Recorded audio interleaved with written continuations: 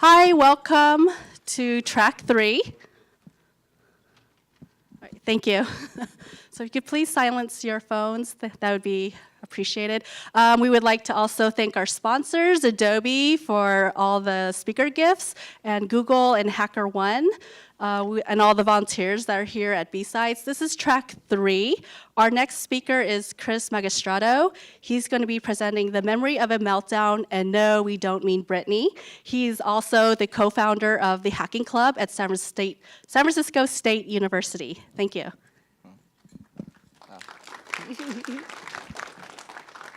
Hi, everybody. Okay. So I usually like to gauge the audience in terms of like technical understanding. So it helps me like better present for everyone in my audience. So can I see a raise of hands of people that know? We'll go top down. Python? Yeah. C? Assembly? Oh, damn. Okay. You guys are smart. Okay, cool. This is intimidating. Okay. Okay, sweet. So, yeah, so I usually like to start off talking about something more fun. So, I got really interested in like malware analysis and researching malware after traveling a little bit and stuff like that, after meeting some more researchers. So really just taking apart the binary and seeing what's there.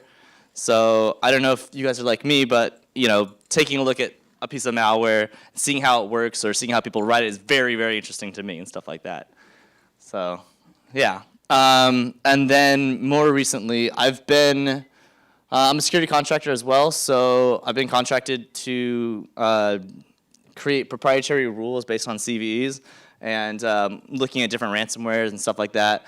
And this one was like more so discovered recently. I thought it was really cool. Most ransomware, it says you need to pay up. This one specifically, they force you to play a demo for 1 hour, and then they unlock your files.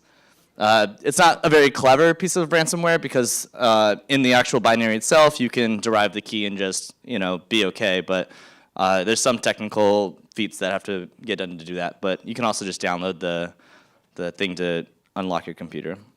And then, like most talks start, these are my words. These aren't any of my employers or anyone who's hired me and stuff like that. This is just me talking and sharing with you what I've learned and my experience.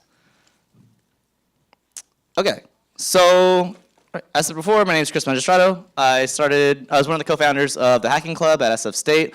Started in 2016. It's still going strong.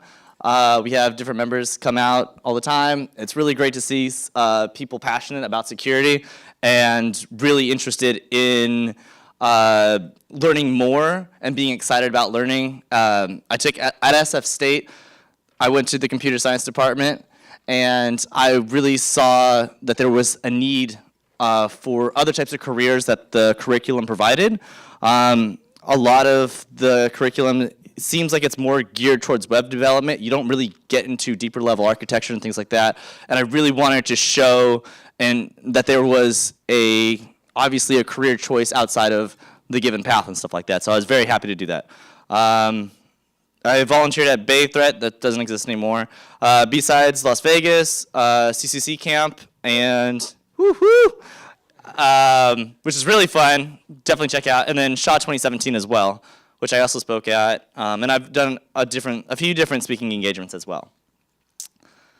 So yeah, that's me. Okay, so let's get into the details. So we're going to be talking about the reason for everything. So we have to go over side channel attacks, speculative execution, and then out of order operations. Just for the basis, how many people are familiar with any one of those concepts? Okay. All right, sweet. So I'll try to like go by that pretty quickly then. And then the vulnerabilities, Spectre and Meltdown, exploitation, mitigation, and then POC and demo. I'll pray to the demo gods for that. Okay, so who discovered the bugs? So it was independent researchers of multiple parties, 2GRAS, as well as the Google Project Zero, which they specifically just do research. Okay, so we'll go over side channel attacks. Because most people know it, we'll go over this pretty quickly so we can get to more of the fun stuff. So you can store data in different locations and stuff like that. So what a side channel attack via cache is, also known as like flush and reload, it allows you to do something and then store some information in cache. And then what you do is you check to see, hey, is this variable or this thing in cache? And check to see the time it takes for you to receive that. So you time how long it takes you to receive the item or the piece of data, right? The information. So if it happens super quickly, that means it's probably in cache somewhere, whether it be L1, L2, L3. And if it takes a little bit longer relative to the time it takes you to pull it in cache, then it's probably in RAM and it's not there. The reason this is important is because this is how you determine if you can pull information. Basically, because of these vulnerability bugs, you're able to pull anything that's stored in a cache registry. And if it's on the core, then you're able to just keep pulling all of it, even if it's not your process, even if it's not your VM. So this brings us to out-of-order execution. Show of hands of how many people know this. Okay, cool. I'll spend a little bit of time on this one. So so when we're programming, we believe that, okay, it goes in the process that we are actually writing the code in. In reality, this is not entirely the case. What happens is, for optimization, the people that design the CPU architectures, or a lot of them, they incorporated out-of-order execution to make programs run a lot faster and quicker. And they started doing this a while ago, and we'll talk about that as well. What this does is, if you can look here and see, it actually depends on if a variable is required prior to or not, in which case it'll just run it anyways. And this is important because if it runs it anyways, it will put it in cache, just in case it needs it.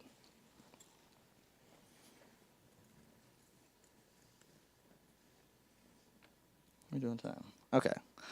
So Spectre and speculative execution. So the same exact thing that it does with out-of-order execution. Again, out-of-order execution, it's reliant on certain variables and stuff like that. So if you don't need the variable, if a variable is not required previously, and you have two different ones, it'll just do it for optimization. Now for speculative execution, what happens is you have an if statement, and then it just says, all right, fuck it, we'll just run the other stuff anyways, because the CPU is just chilling, it's hanging out, and it has the resources to do this. So instead of waiting for that if statement to finish, it will just start doing the other stuff. And that other stuff could start putting stuff in the cache, and then you can start pulling information from there via the vulnerabilities. It's good to note that there's two types of variants for Spectre. You have variant 1, which bounds check bypass, and this is specific to binaries. So to patch this and mitigate this, you really have to worry about how a binary is compiled. So this is a little bit different, and this is actually the more difficult of the 3 CVEs to be patched. Variant 2 is just branch target interjection, and there have been a lot of patches for that specifically, and a lot easier to patch. This allows you to read memory from processor, hypervisors, as well as in the kernel. Okay, Meltdown. So this causes an exception, or you cause an exception, right? So whether it be invalid memory or division 0 something, and the data is saved to cache because it accesses that level of kernel. It references the memory it is fetched into registry, and then it also just stores it in cache, just in case. And that's where it fucks up, is that's where you can start pulling it. During out-of-order execution, the registry memory contents are never committed, but it is saved in cache, though. So you get to pull it. Okay. So now, Meltdown versus Spectrum. I'd like to very much thank Jake Williams of Sans Analyst. He did a really, really great presentation on this, and there was a lot of help from there. So Meltdown specifically attacks the kernel memory and read. Spectrum, not as much. Spectrum is usually attributed to different types of browser exploitation. So it's specifically, some of the future exploits that we're probably going to see are going to be written in JavaScript, probably on a malicious page. And then once a browser hits it that's vulnerable, it can dump everything that's in that browser. So those are credentials, passwords, anything that that browser has, it can also pull. And then affected chips, there's a lot of things that are affected by this. So these are the things, if you have any of these, you're probably affected. And I will say, like, a lot of people have come forward of these communities and have actually put patches and created patches for everyone. But some of them, they took a little bit longer than others. I don't want to point names or fingers because you guys probably work for one of these, I'm sure. But yeah, so the next question is, like, how long has this been around? So it's been around for a little while, ever since order of execution as well, out of order execution as well as speculative execution has been around. So for Intel, that's 1995. Do you guys know what happened in 1995? Like, this was the image of what we were. So it was it's been around for a minute. So ways to exploit Spectrum. Browser leaks, JavaScript execution off a malicious page will do the trick. Start pulling everything that you have in your browser. It doesn't matter if you logged into another website, if you have other credential keys, session keys, boom, you got them. You know, but to secure yourself, you can update your browser. And, you know, we always update our browsers when we got a ridiculous amount of tabs open, right? Just get rid of all of them, especially if it's in incognito mode, right? You just get them right back. And then you can also leak module addresses, which really fucks up ASLR. Anyone ever played with that before? Yes, that's really fun. That's really fun stuff to do. Okay, and then again by Jake Williams, Spectre can be used to determine the address of a module memory and bypass ASLR. So there's a little neat trick you can do. How many people are familiar with ASLR? All right, yeah, this is a great audience. All right, so how many people are familiar with bypassing ASLR? Mildly. Okay. So I was going to say for people that don't know. Well, for people that don't know what ASLR is, every time you run a program, the memory addresses are like quote unquote randomized. But what you can do is you can say, okay, like tell me where the base address of this library is. And then you're like, okay, cool. And then you say, okay, I know that libc, it's usually return to libc. I know that libc is here at this location. So how many bytes towards a specific function is? So so you would calculate that relative to this, and then you would execute that. So usually you can it'd be like a execute, and then you can execute shell, and then somewhere in the binary you put your string for bin bash or bin sh. And then boom, you get the access. Cool. All right, so ways to exploit Meltdown. Privileged escalation as well as container paravirtual hypervisor escapes work. So this is a little bit terrifying because if you are a cloud provider, have your servers on a cloud, and that the core that you're sharing with other people, it can start pulling information that you don't want to have gone. So as far as privileged escalation, any unpatched hacker can just dump physical memory, and then you can use a tool like volatility to have some real fun. Alternatively, yeah, if you're a cloud and a hacker accesses other people's VMs, it's if you guys are using the same core, you're gonna have some fun. Yeah, Cardi B, party gang. All right. So mitigation. So AWS, Azure, Google Platform, and Cloud Passage. Shout out to our sponsors. You'll be all right. So I know a gentleman named Alex M. I'm not going to slaughter his last name. And Sean Nicholson are both security engineers that wrote some good information about Cloud Passages, how they're handling it. Documentation for the Google Cloud's also really, really good. In terms of how they handled it, they did Project Zero, so they found the vulnerability, so they got on it. AWS and Windows is cool too. The other ones, it really depends. You're going to have to do some research to see if your cloud provider is actually handling and addressing the situation. It's interesting. So Google actually fixed the mitigation. So they handled, what was it? The variant 2 for Spectrum by, let me do it again. They handled it through a software update or something like that. I don't recall exactly. Was that? Live migration. A little bit more on that? You can patch underlying hardware without taking down workloads by migrating them container to container. Okay. Did everyone catch that? Mostly? Not really. No? We'll link you. How about that?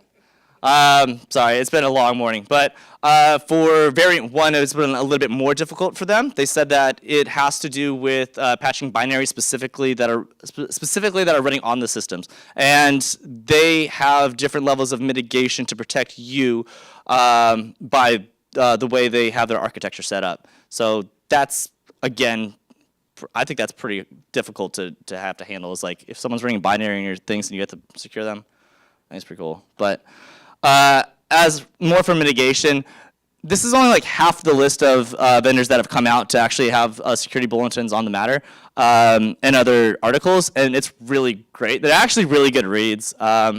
If you picked up anything I'm talking about, you'll be able to pick up the rest of these like really easily.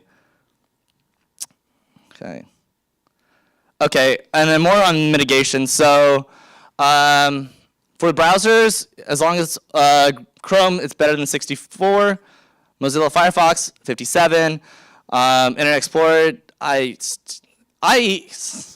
so the thing about Microsoft CVEs and portal.microsoft and TechNet, it's, at least when it comes to Internet Explorer, they don't actually, I don't think they tell you exactly what versions are patched and stuff like that. They just say which versions are affected and then just tell you to update it. So yeah, if you think the Mitre CVEs and the NVD ones are bad, anything specific to a version of IE, it's difficult because it's just like 11's affected, 10's affected, Edge is affected. It's like, what? And then, yeah, and then any other software, just if you're updating it, you'll probably be okay. Intel chips. So these are the ones that are affected.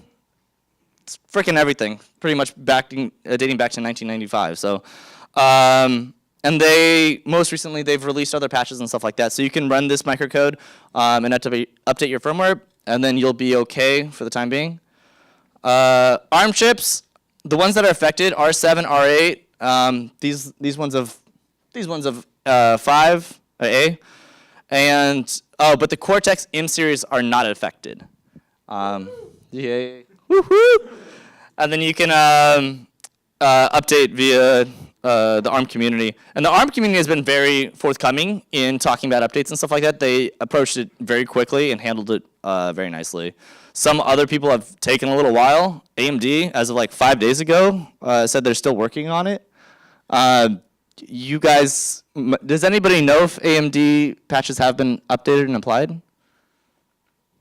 Maybe?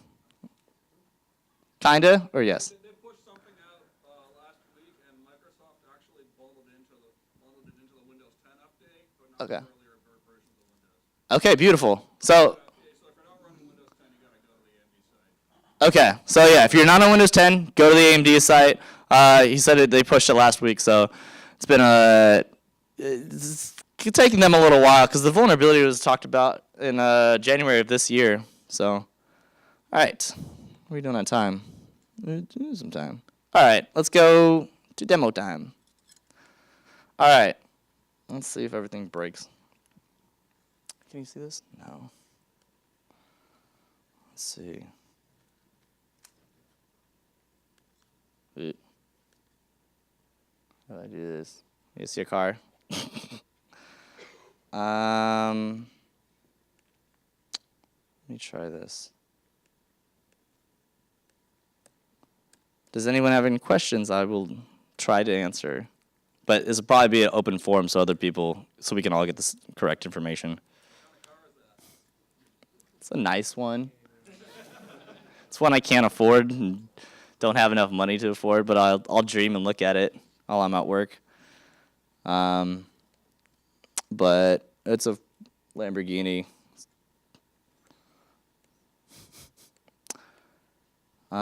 Anyone have any questions about the talk? There you go, mirror displays. There. Okay.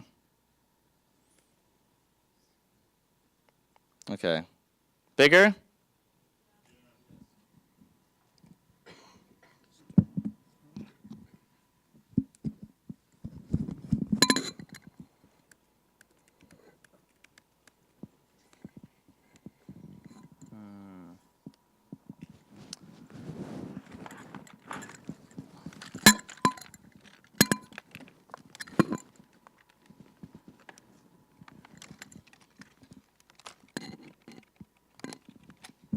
Half my keys don't work on my laptop, so this is the next solution until I fix it.